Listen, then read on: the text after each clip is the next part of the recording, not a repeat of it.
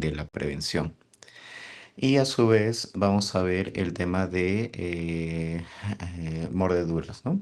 Y también por animales ponzoñosos. Entonces con eso ya concluiríamos esta última unidad. Entonces voy a proceder a compartir mi pantalla.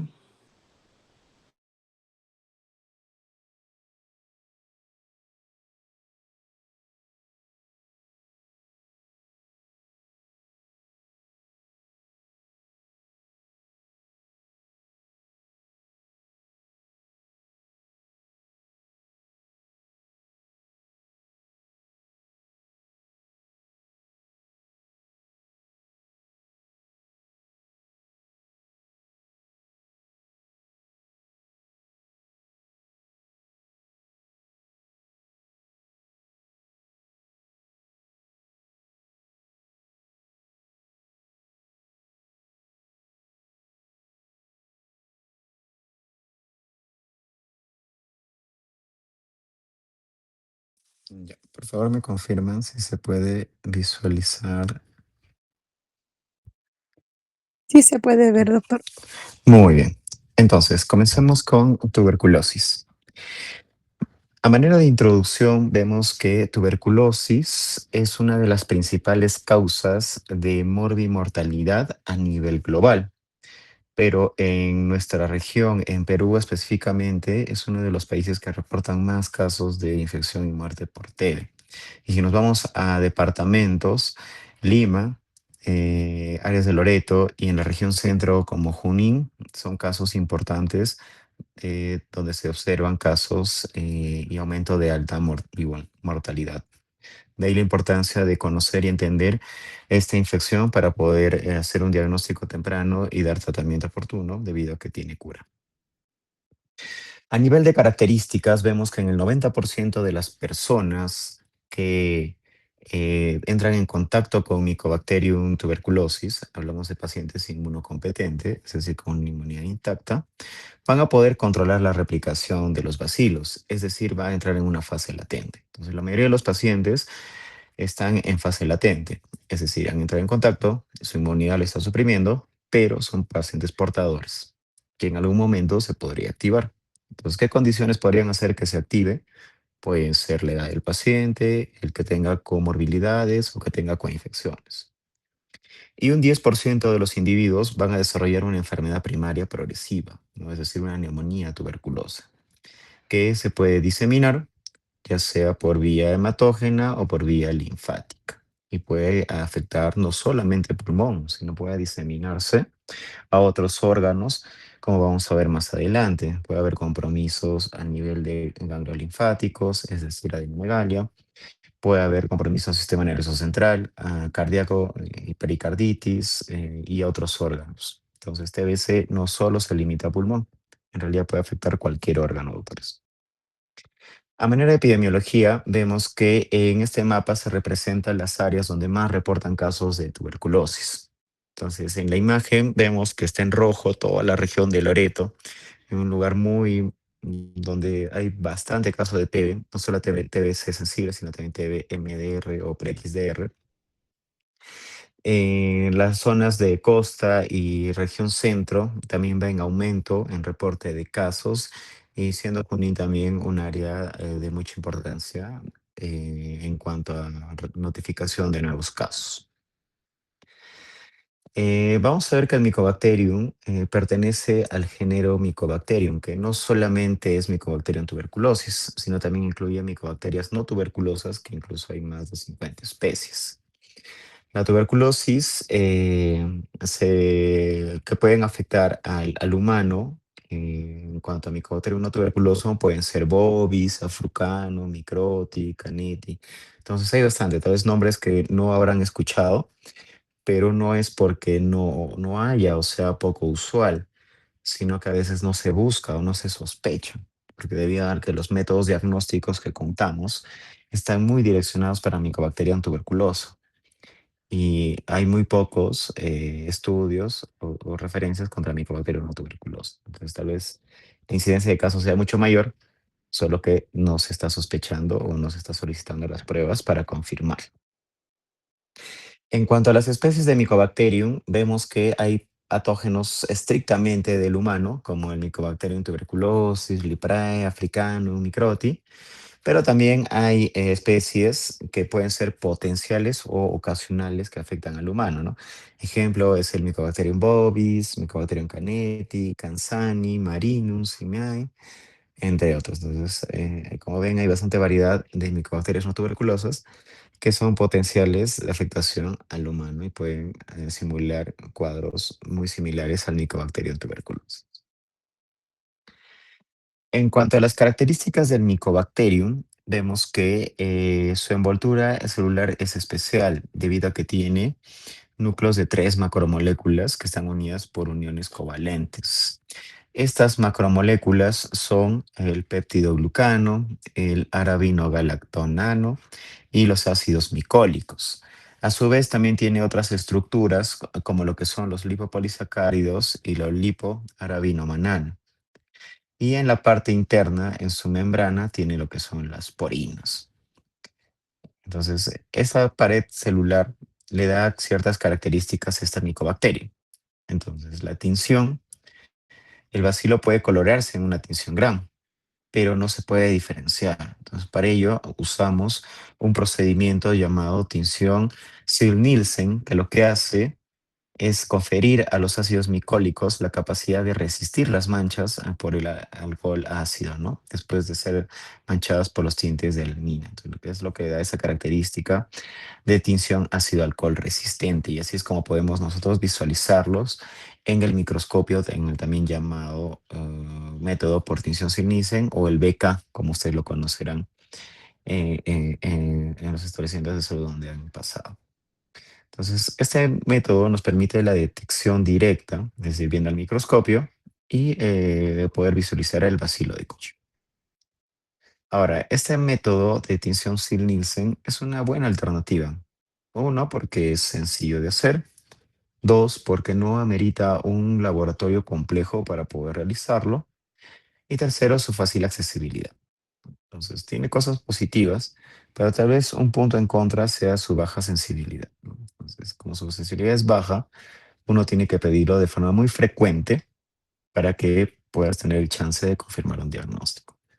Por eso que habrán visto en sus rotaciones que en pacientes que sospechan de TBC, no solo piden una prueba de vaciloscopía, no están pidiendo dos, tres, cuatro, dependiendo del lugar donde esté la afectación por TB.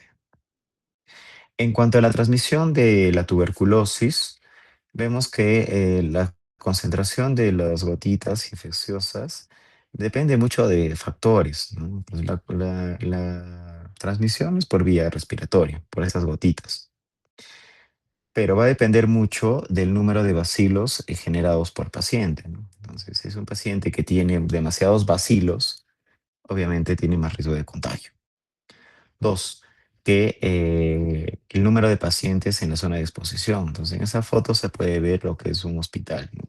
Entonces, en un hospital que reciben pacientes con TB, confirmado con sospecha de TB, muchas veces pueden suceder contagios, ¿no? Y depende de la cantidad o de la exposición que hayas tenido, lo sostenido que hayas sido, para aumentar el riesgo de contagio y también el no uso adecuado del EPP.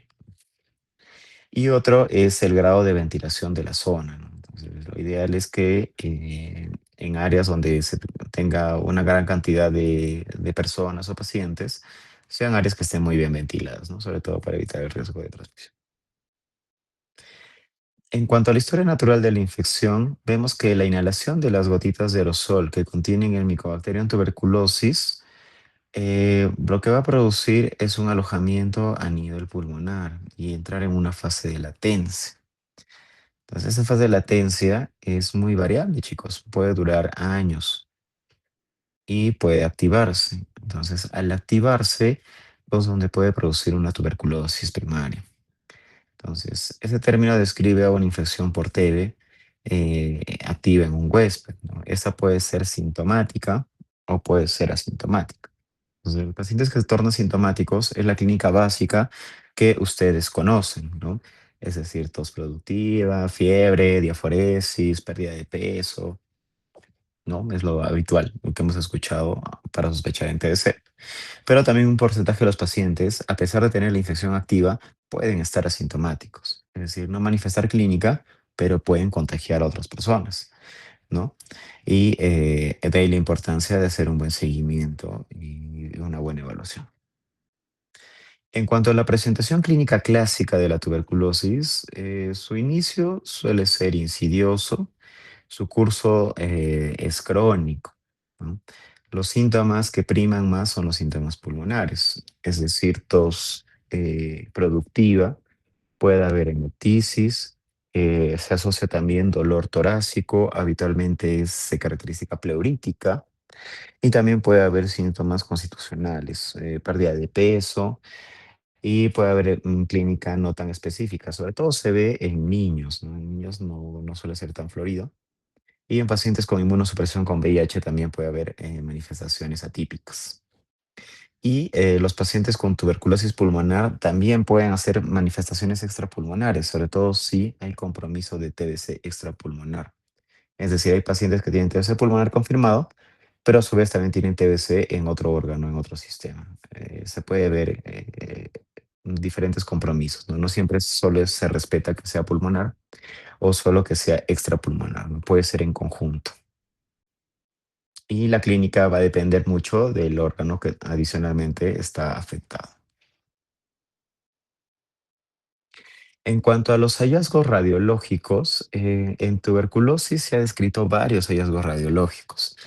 Entonces, esta descripción es de una publicación de la CDC, donde menciona que de los hallazgos más frecuentes que se vieron en estudios radiológicos, es decir, tomografía y radiografía de tórax, en pacientes con TB, vieron que la linfadenopatía iliar fue uno de los hallazgos más comunes, ¿no? Que se vieron en el 65% de los casos.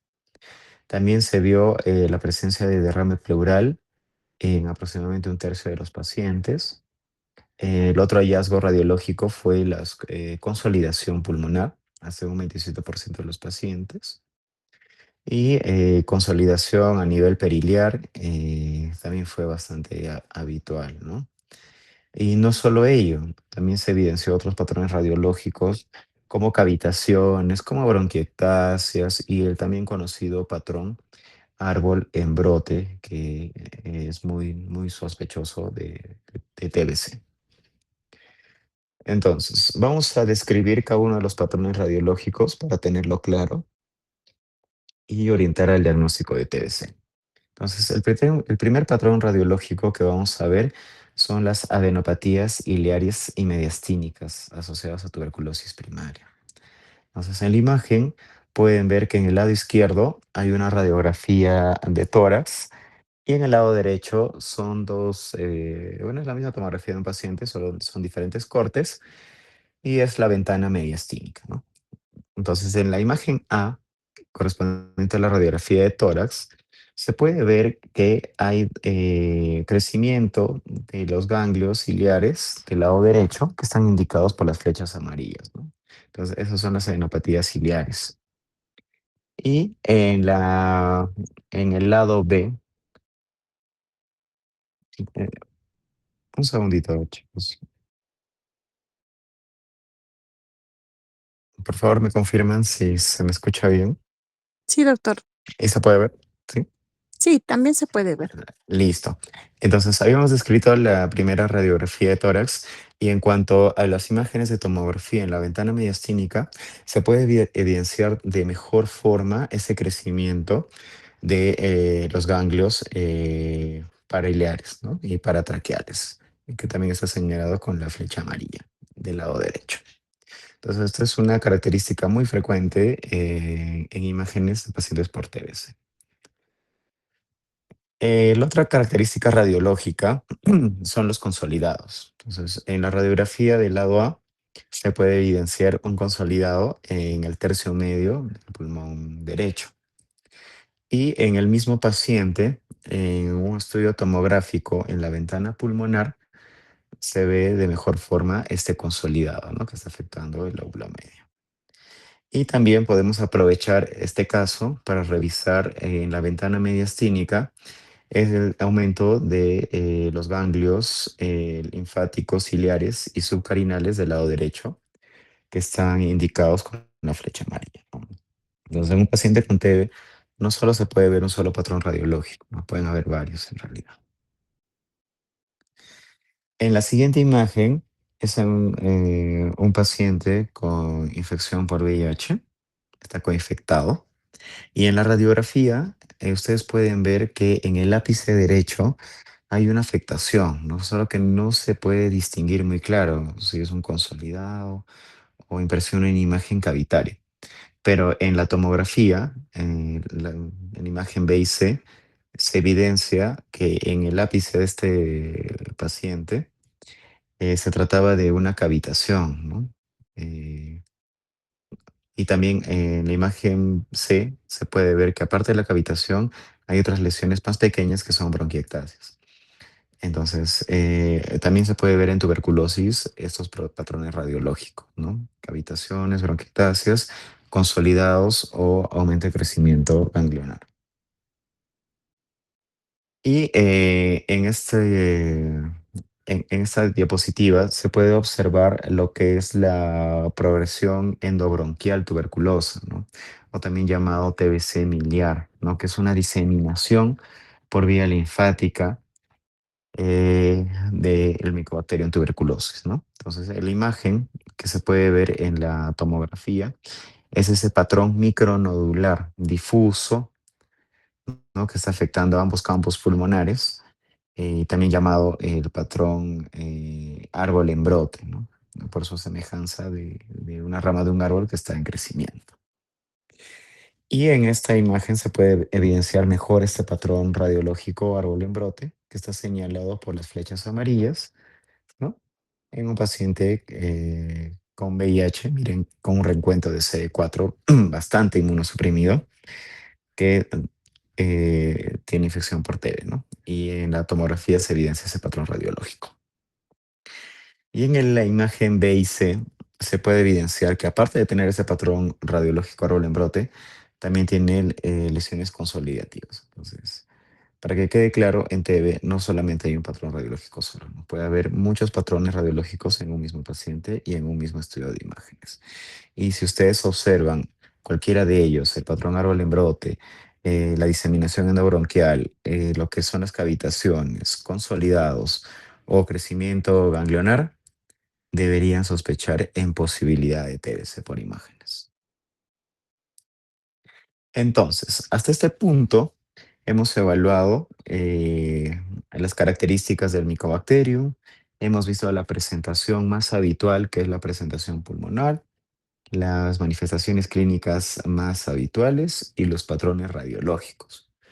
Pero, ¿qué pasa cuando hay una diseminación extrapulmonar, también llamada TBC sistémica? Entonces, puede depender mucho de la ubicación, las manifestaciones clínicas. Entonces, en esta diapositiva les he puesto la afectación extrapulmonar según orden de frecuencia. Entonces, la tuberculosis pleural es la segunda en frecuencia. Puede haber la tuberculosis ganglionar. Puede haber una afectación cutánea. También puede afectar piel TBC. Puede haber afectación pleuroparenquimal, es decir, TBC pulmonar y pleural al mismo tiempo. Puede haber TBC enteroperitoneal, es decir, que afecte peritoneo y también lo que son vísceras. Puede asociarse a cuadros de meningitis o meningoencefalitis tuberculosa y entre otros, ¿no? Puede haber TBC en riñón, vaso, páncreas, o sea, cualquier órgano puede ser afectado por TBC. Nada se sabe, chicos. Entonces, hablemos de la TBC ganglionar, ¿no? Es una de las más frecuentes en niños y mujeres. Suele afectar los ganglios, sobre todo cervicales y supraclaviculares, pero en realidad puede afectar también los inguinales y los intraperitoneales, ¿no? Entonces, una característica de la TBC ganglionar es que estos ganglios se inflaman, se pueden abscedar y se pueden fistulizar. O sea, puede haber complicaciones sobreagregadas a la TBC ganglionar, como la sobreinfección bacteriana. Y también puede haber escenarios donde el paciente tenga TBC pulmonar concomitante a la TBC ganglionar, ¿no? Que se ven en un 5 a un 70% de los casos.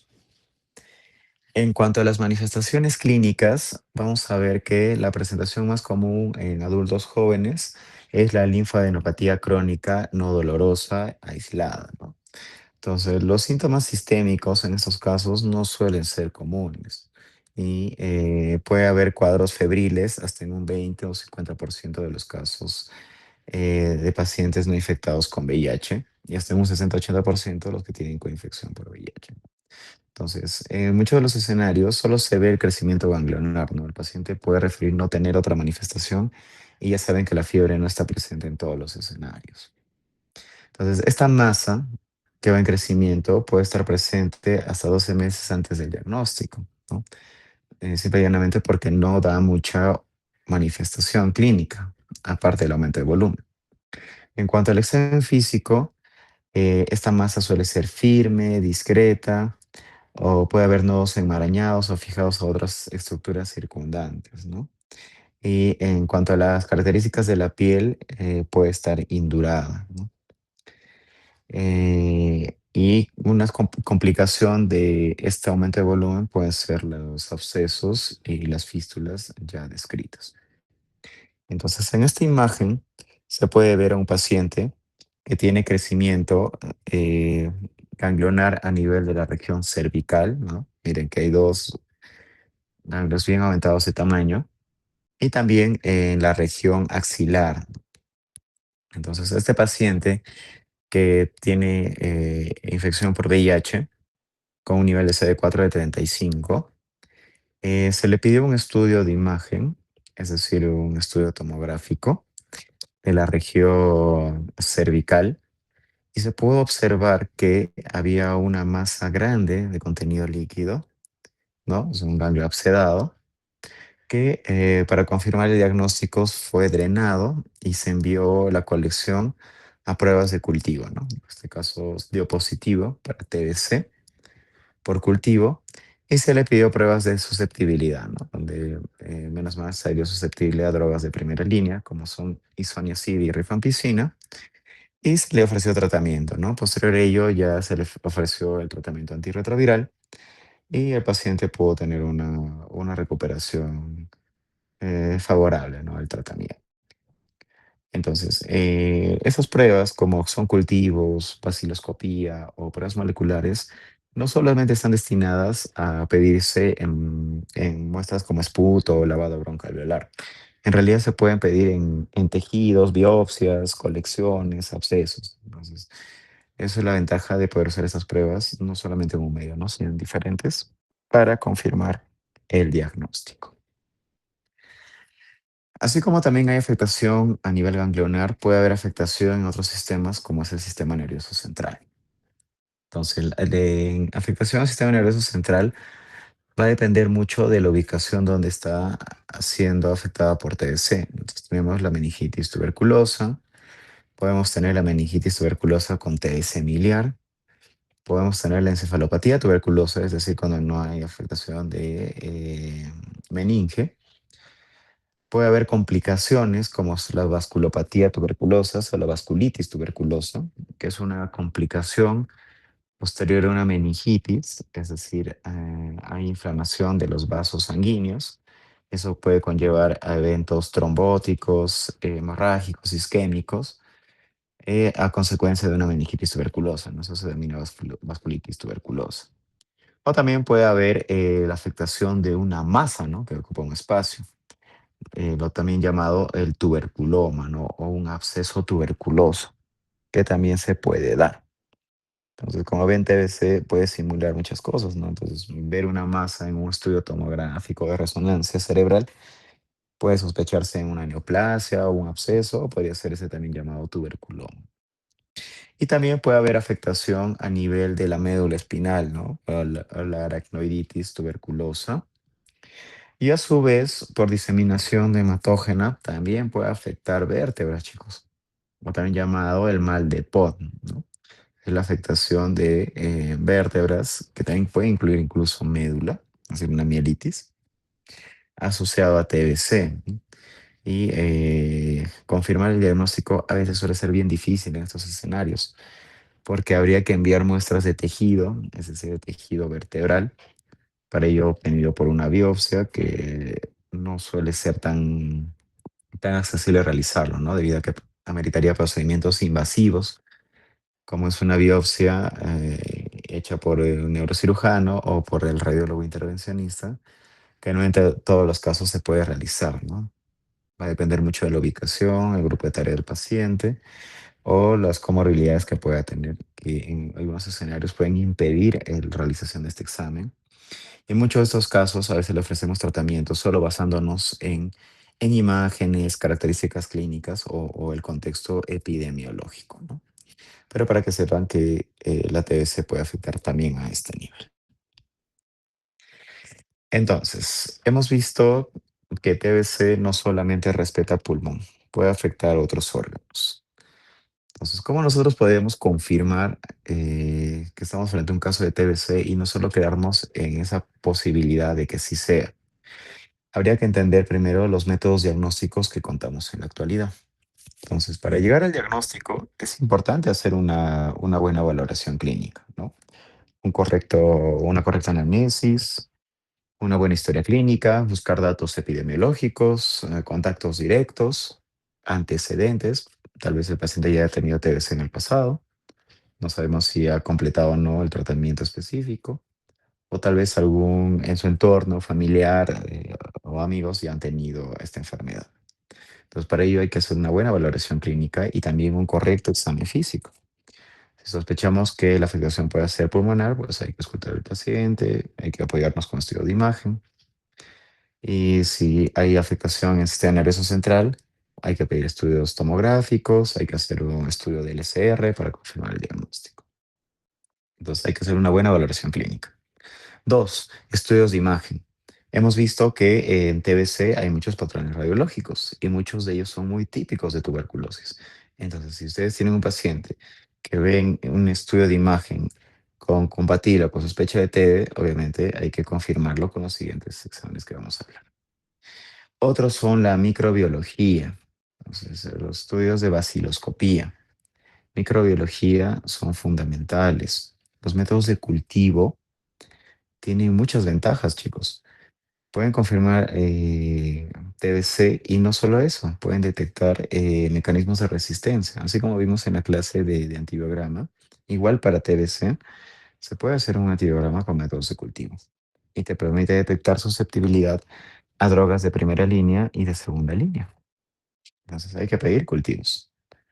Otro es la baciloscopía. Ya hablamos de la tinción ácido alcohol resistente o también llamada tinción Sil-Nielsen, el DK.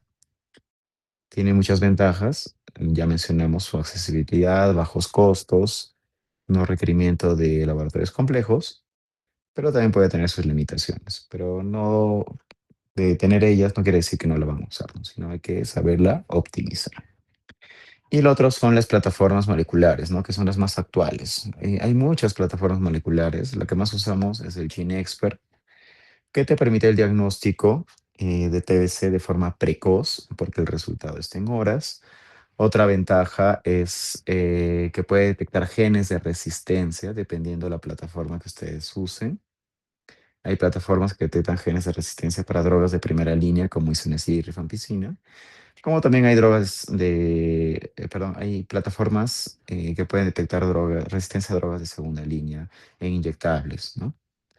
Que también se debería solicitar a todos los pacientes, por más de que se haya confirmado ya el diagnóstico. Entonces hay bastante variedad, tiene muy buenos pros, pero tal vez un limitante de estas plataformas moleculares sea su poca accesibilidad en todos los establecimientos de salud y los costos tal vez, ¿no? Un poco sobreelevados. Pero una estrategia que está haciendo el MINSA es tener ya laboratorios moleculares descentralizados, ¿no? Entonces, antes todos los laboratorios de biología molecular estaban en Lima, ¿no? Entonces, había que enviar la muestra del paciente hasta Lima, esperar un tiempo y ahí recién nos daban el resultado.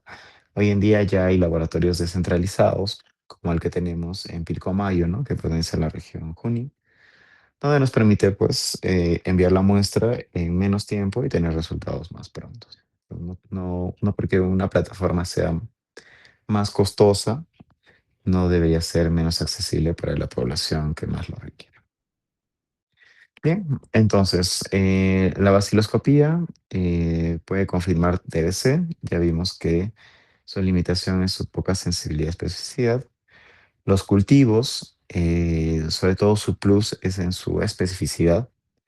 El crecimiento sistémico bacteriano es lento, suele tardar hasta 30 días, pero si es negativo el cultivo, prácticamente ya casi descartaría la enfermedad. Entonces, nosotros a todos los pacientes que tengan baciloscopía positiva o negativa siempre va a un cultivo.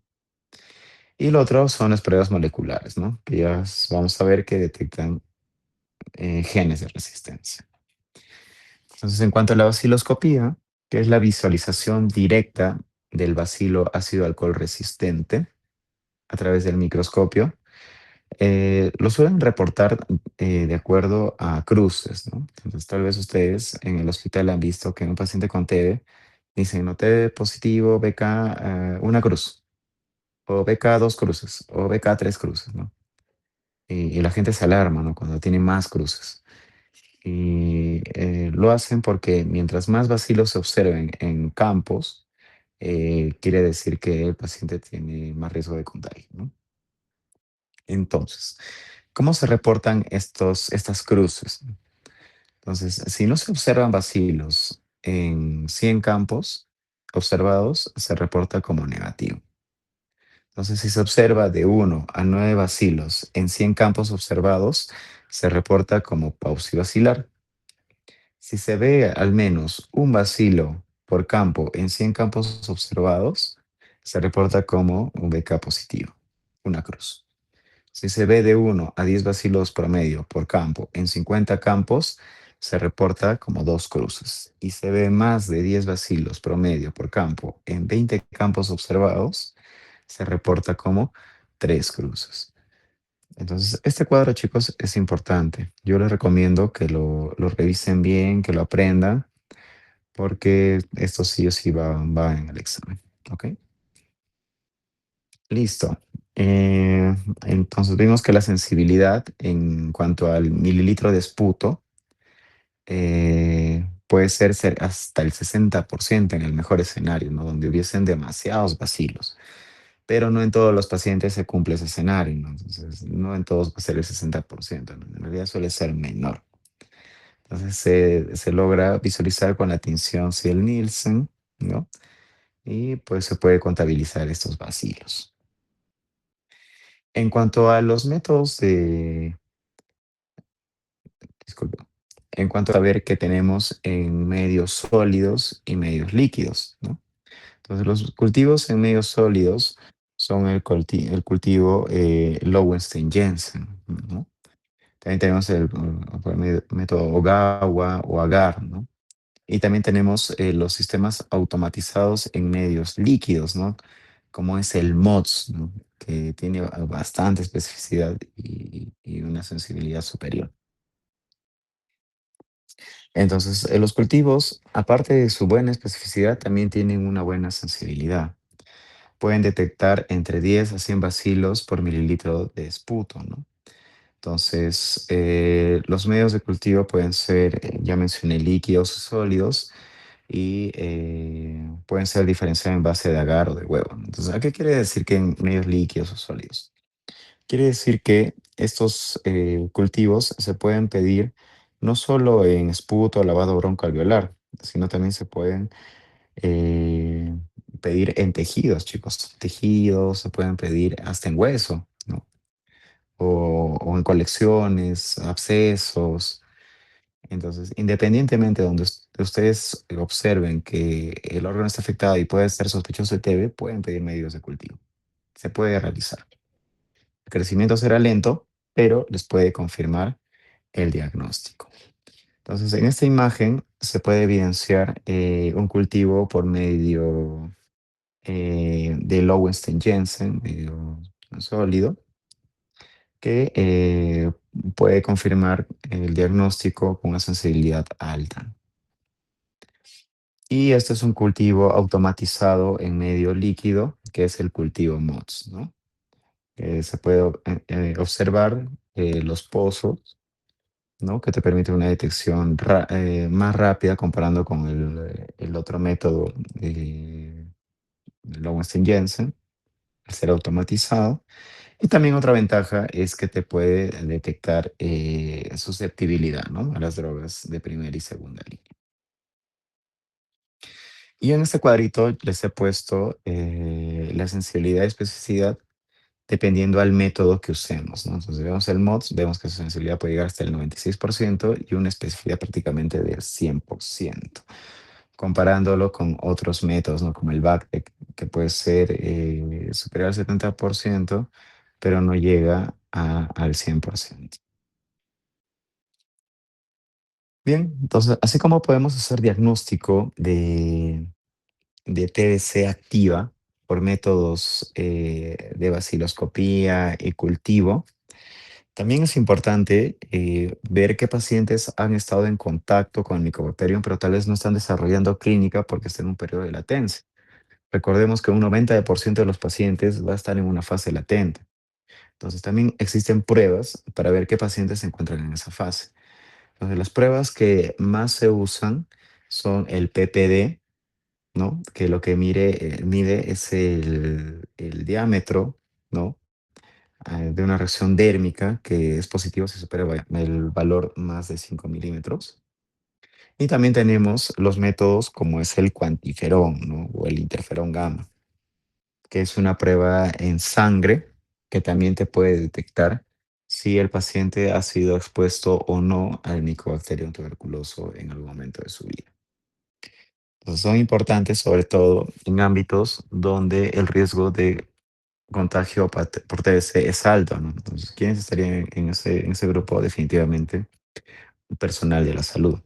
Entonces, cuando ustedes ingresen a trabajar a un hospital, ¿no? Ya sea como internos o ya como médicos asistentes, sí o sí les van a tener que pedir una de estas pruebas, ¿no? Antes de ingresar al trabajo, durante el trabajo y también cuando decidan retirarse o terminar su trabajo, ¿no? Sobre todo para ver exposición y contacto. Y si les sale positivos, sí o sí van a tener que recibir una profilaxis para evitar que se reactive, ¿no? Porque dijimos que los pacientes con TBC latente se puede activar en algún momento de su vida. Entonces, así como tenemos pruebas de detección directa, pruebas para detectar TB latente, entonces hay escenarios donde en algunos pacientes, por más de que tengamos clínica, tengamos imágenes, o sea, todo esté apuntando a que sea TB, muchas de estas pruebas salen negativas, ¿no? O sea, ustedes lo habrán visto, ¿no? Que sobre todo en pacientes con VIH. Entonces, ustedes ven la imagen, tiene cavitaciones, bronquiectasis consolidados, tiene tos productiva más de 2 semanas, tiene fiebre, pero le pides vaciloscopía, le pides cultivos y está negativo. Entonces, en pacientes con inmunosupresión se pueden encontrar esos escenarios, chicos, ¿ya? Se pueden encontrar esos escenarios. Y para ello existen otros métodos como son el antígeno LAM, ¿no? Entonces, el antígeno LAM lo que detecta es un componente de la pared celular que vimos, ¿no? En la muestra. Y podría confirmar TBC. Pero esta prueba de antígeno LAM eh, no está validada en todos los casos, chicos. O sea, solamente está validada en pacientes con VIH. Entonces, por eso si ven el cuadrito de la parte inferior derecha, vemos que la sensibilidad de esta prueba aumenta mientras más inmunosuprimido esté el paciente.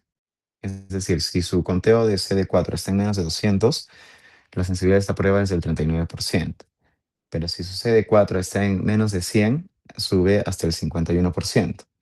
Pero si su CD4 está en menos de 50, puede subir hasta el 66%, ¿no? Entonces, es una prueba que no está validada ni en la norma técnica ni nada en el manejo o diagnóstico de TBC en pacientes inmunocompetentes, pero en pacientes inmunosuprimidos, en específico diagnóstico de VIH, sí es una prueba que se podría usar como apoyo en contextos donde las pruebas confirmatorias pues salen negativos. ¿Ok? Listo. Y tenemos también las pruebas moleculares. Entonces, esas pruebas moleculares, las plataformas son muy variables, ¿no? Ahí se han puesto algunos ejemplos, ¿no? Como es la de Abbott, como es el sistema COVAS, el Genotype, ¿no? O el GeneXpert. Entonces, hay tantas plataformas, pero el método por el cual detectan el Mycobacterium es el mismo. O sea, todos hacen un PCR en tiempo real, ¿no? Y lo que detectan, pues, es el material genético, el ADN del Mycobacterium tuberculoso. Y lo hacen de una forma muy óptima. Por eso su sensibilidad especial es altísima, ¿no? Y estas plataformas también varían dependiendo a si pueden detectar genes de resistencia para drogas de primera línea o drogas de segunda línea y en inyectables, ¿no? Entonces, un ejemplo es el Genotype Mycobacterium tuberculosis drogoresistente plus, que tiene la capacidad de detectar al Mycobacterium y resistencia a isoniazida y rifampicina. Una ventaja que tiene, miren, que su tiempo de la prueba es solamente de 5 horas. En 5 horas puedes tener el diagnóstico, incluso puedes saber si tiene resistencia o no el Mycobacterium que está portando el paciente. Y lo otro es el Genotype Mycobacterium tuberculosis drogo resistente, que detecta resistencia a quinolonas y inyectables, ¿no? Como lo que es amicacina. Sobre todo en pacientes con sospecha de TBC pre-XDR o XDR, ¿no? Es de suma utilidad. Y también el tiempo de la prueba es muy corto, ¿no? Son solamente 5 horas. Bien, entonces hasta este punto ya hemos revisado manifestaciones clínicas, hemos visto presentaciones extrapulmonarias, hemos visto patrones radiológicos, hemos hablado sobre métodos diagnósticos para infección activa, para infección latente, para también en casos donde las pruebas no nos ayudan, sobre todo en pacientes inmunosuprimidos. Pero hablemos ahora sobre el tratamiento. Entonces, el tratamiento, chicos, para TBC ha evolucionado bastante en el tiempo. Se ha ido mejorando.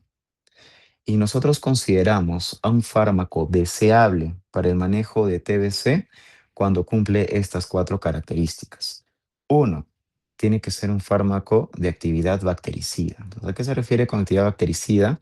Que tiene la capacidad de eliminar rápidamente el volumen de bacilos en fase de multiplicación. También tiene que ser fármacos con actividad esterilizante, es decir, tener una capacidad de matar a los bacilos durmientes o que estén en multiplicación intermitente, que sea una droga que pueda prevenir resistencia, porque eso es un problema que tenemos en TBC.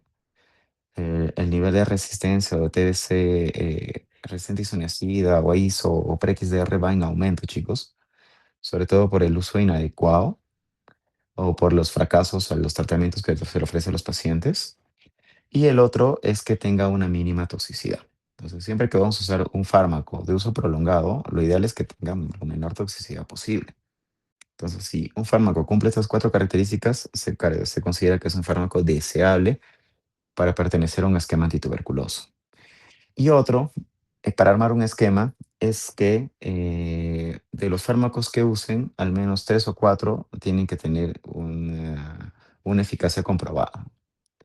Dos al menos de este esquema deberían tener una actividad bactericida y dos de ellos deberían tener una actividad esterilizante. Cuando nosotros armamos esquemas antituberculosos, lo ideal debería cumplir estas características. Entonces, nosotros podemos clasificar a estos medicamentos de acuerdo a grupos, ¿no? Porque pertenecen al grupo uno, que son los de primera línea, los del grupo 2, que son los inyectables de segunda línea, los del grupo 3, que son las fluoroquinolonas, los del grupo 4, que son los agentes de segunda línea o que son los bacteriostáticos orales, o los del grupo 5, que son los agentes con evidencia limitada. Entonces, los del grupo uno tenemos los de primera línea como isoniazida, rifampicina, etambutol, piracinamida, rifabutina y estreptomicina. Entonces, de todos estos fármacos, ¿quiénes pertenecen al esquema sensible que usamos actualmente? Definitivamente es isoniazida, rifampicina, que son los que tienen actividad principalmente bactericida, y etambutol y piracinamida, que son los que tienen más actividad bacteriostática. O sea, cumplen con las características ya mencionadas anteriormente. Entonces, en el grupo 2, que están los inyectables, tenemos canamicina, amicacina, capreomicina. En el grupo 3 tenemos los que son las quinolonas, como levofloxacina y moxifloxacino. En el grupo 4 tenemos los orales de segunda línea, como etionamina, cicloserina, el ácido paraamino salicílico o el PAS. Y también tenemos los agentes que tienen evidencia limitada, pero también se usan en los esquemas, como linezolid, amoxiclab, los carbapenémicos como meropenem, imipenem y macrólidos, ¿no? Entonces, como ven, hay muchos fármacos antituberculosos que cumplen estas características que mencionamos, ¿no? Que pueden pertenecer y armar un esquema. Entonces, otra característica que deben conocer, chicos, es si los fármacos tienen riesgo de toxicidad y qué tanta actividad tienen. Entonces, vamos a ver que los fármacos que tienen mayor actividad bactericida definitivamente es isoniazida, rifampicina y las quinolonas. Entonces, son fármacos vitales para los esquemas antituberculosos. Los cuidamos bastante. Los que tienen mayor actividad esterilizante podrían ser quinolonas, rifa, eh, etambutol, piracinamida. Los fármacos que nos previenen más de resistencia, rifampicina, isoniazida, etambutol, y los que se usan con mayor toxicidad definitivamente pueden ser isoniazida, etambutol, rifa, ¿no? Entonces, como ven, algunos tienen bastantes beneficios, pero también tienen contras, entonces hay que saberlos usar. Hay que conocer bien su posología, su farmacocinética, para evitar también daños severos a futuro. Y aquí les presento pues el esquema sensible, ¿no? Que es el que está normado hasta hoy en día. Entonces, el esquema sensible eh, se caracteriza por dar 2 meses de fármacos como isoniazida, rifampicina, etambutol y piracinamida, y 4 meses solo de isoniazida y rifampicina, ¿no? Entonces, el cambio de fase no es que sea automático, pero no es que el paciente cumple 2 meses y ya automáticamente le paso a la segunda fase, no. Para cambiar de fase, ustedes tienen que demostrar mejoría clínica en el paciente y tienen que tener vaciloscopías negativas. Si ustedes logran hacer ello, pasan a la segunda fase. Porque si el paciente persiste con clínica o no hay una buena evolución, hay escenarios donde podemos prolongar la primera fase, perdón. ¿Ok? Y la segunda fase es de 4 meses solo con isoniazida y rifampicina, ¿no? Y se da 3 veces por semana a los pacientes. Ahora, ya conociendo el esquema sensible, que es con el que van a iniciar prácticamente todos los pacientes con TB, a menos hasta ver si hay resistencia, tenemos que también conocer las definiciones de caso de resistencia, ¿no? Entonces, TBC-HR, ¿a qué hace referencia? A TBC con resistencia a isoniazida. TBC-RR hace referencia a resistencia a rifampicina. TBC-MDR hace referencia a resistencia a rifampicina e isoniazida, o sea, los dos. TBC-PRE-XDR hace referencia a TBC-MDR o RR, es decir, que tenga resistencia a rifampicina o rifampicina más isoniazida, más resistencia a cualquiera de las fluoroquinolonas. Esa es la definición de TBC-PRE-XDR. Y TBC XDR hace referencia a TBC, MDR o RR más resistencia a cualquier fluoroquinolona más resistencia al menos un fármaco del grupo A. ¿Y quiénes pertenecen al grupo A?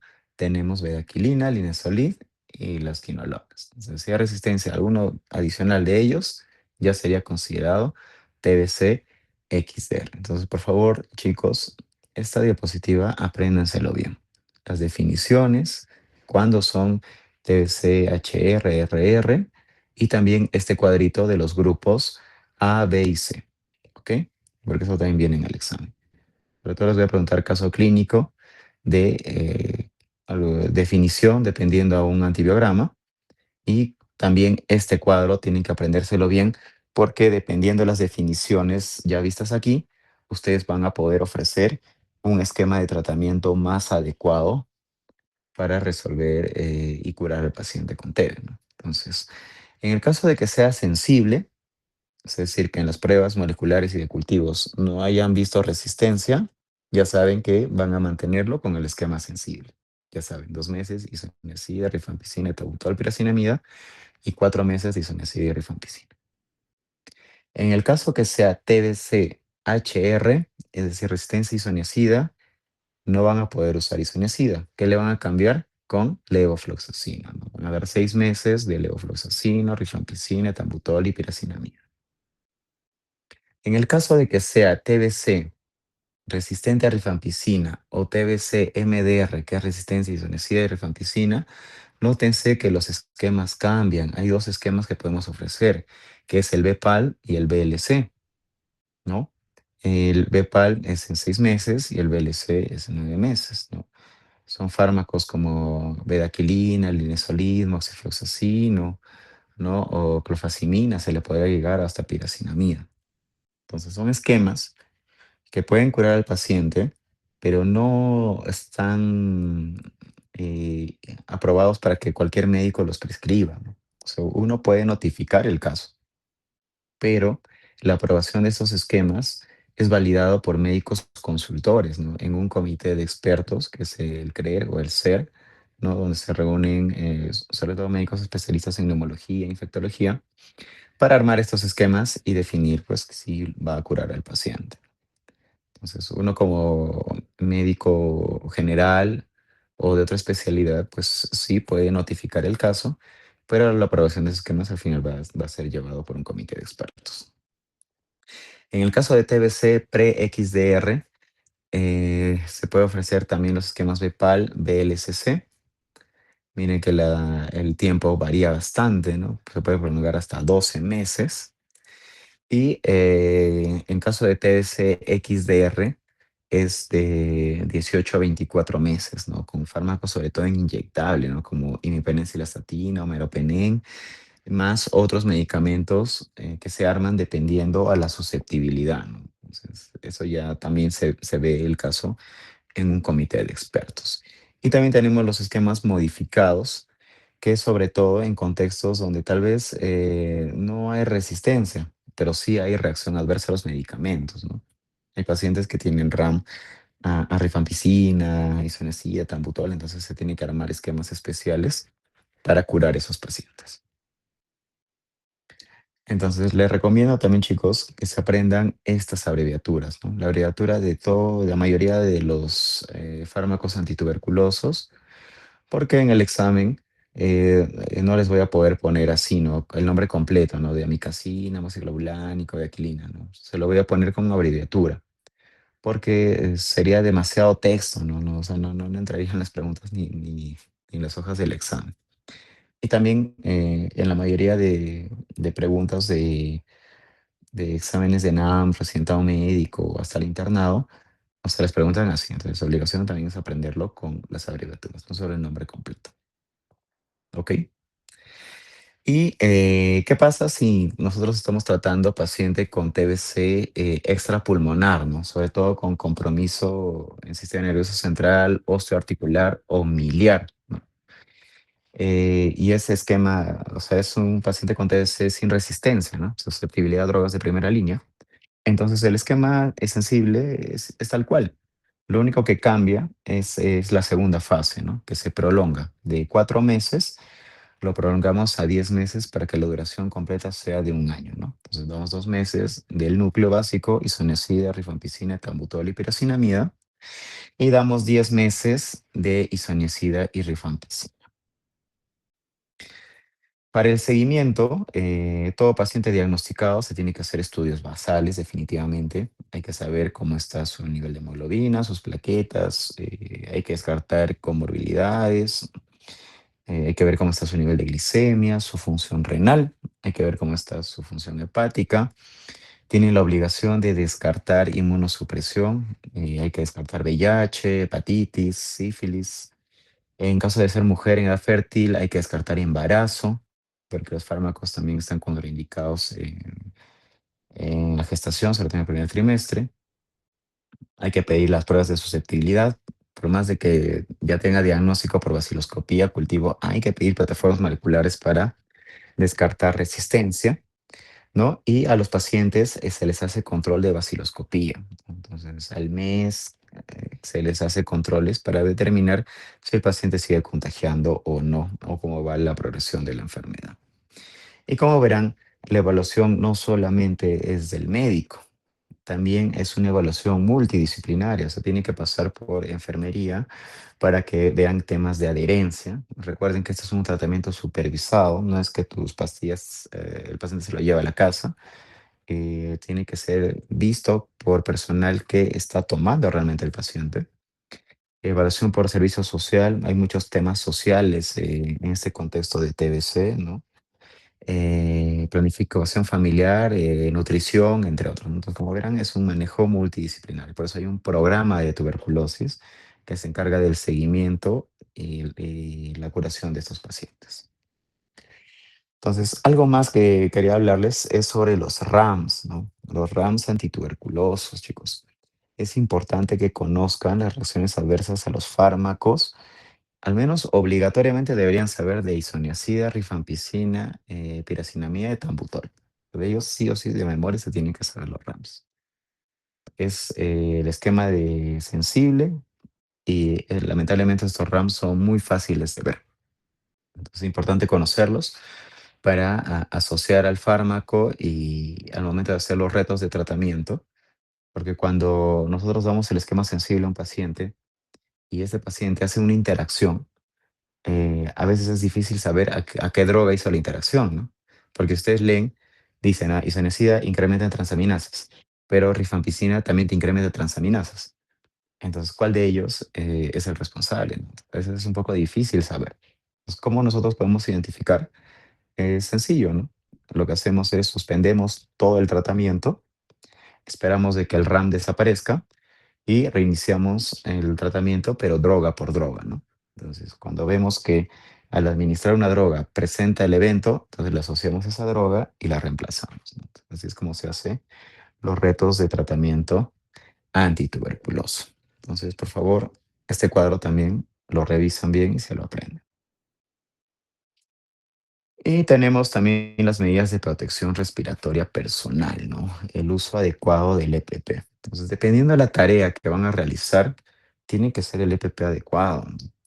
Entonces, ahí en la imagen se puede ver a un, bueno, debe ser un neumólogo que está haciendo un procedimiento que se llama fibrobroncoscopía.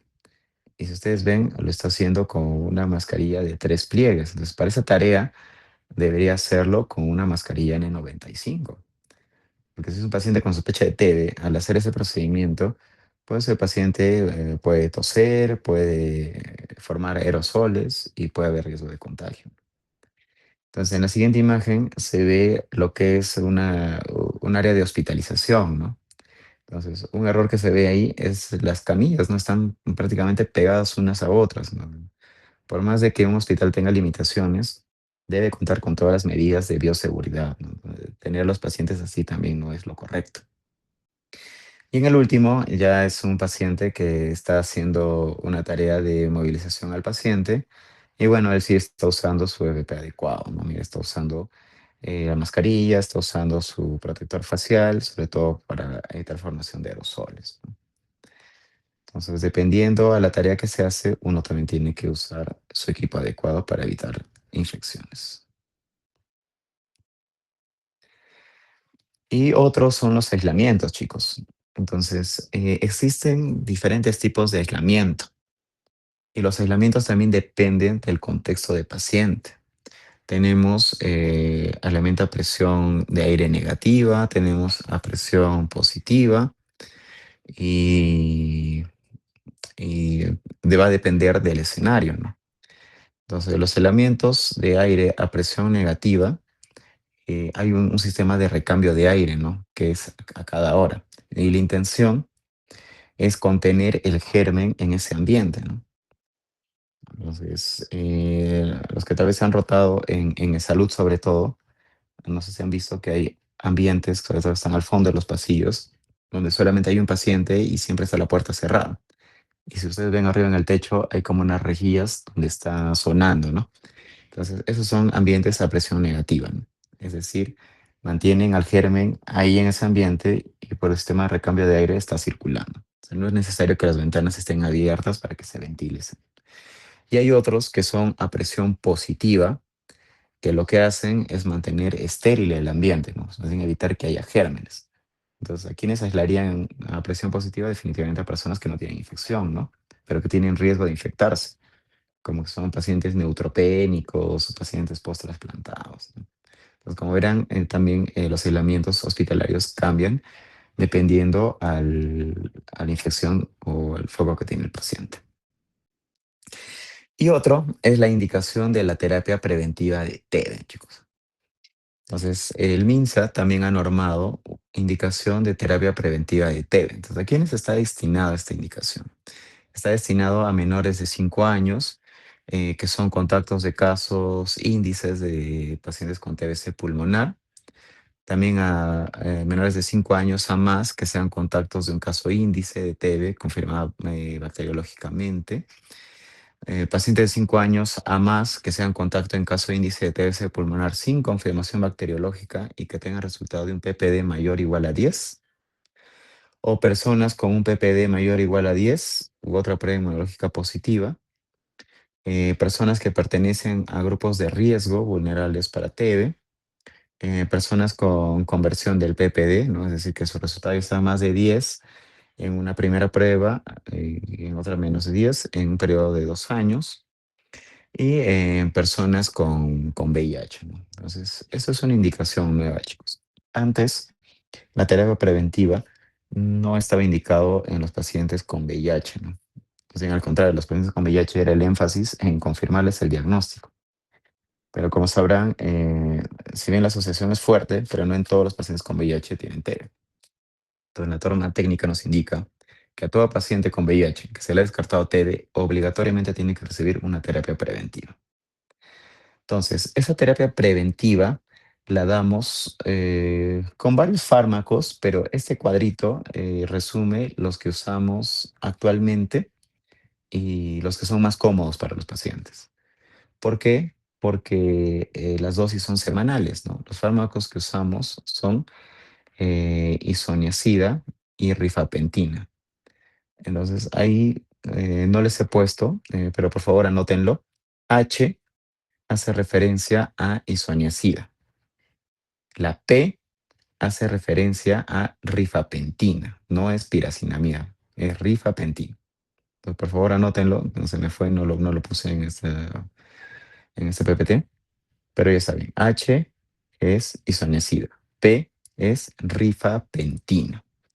Entonces, para la terapia preventiva, damos 9 tabletas de isoniazida y 6 tabletas de rifapentina.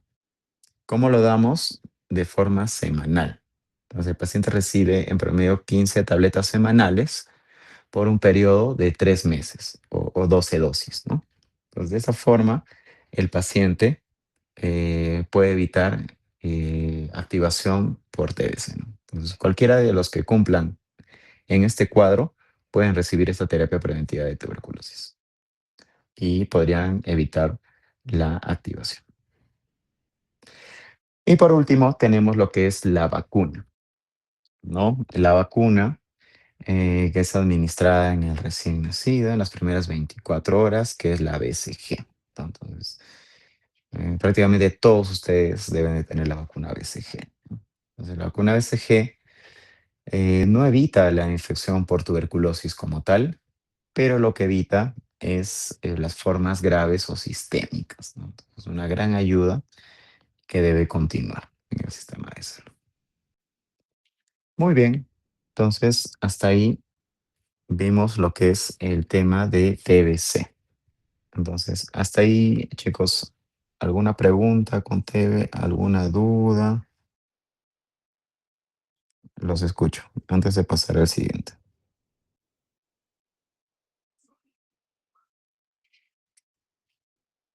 ¿Dudas? ¿Preguntas? con respecto a TB. ¿Todo claro? Ok.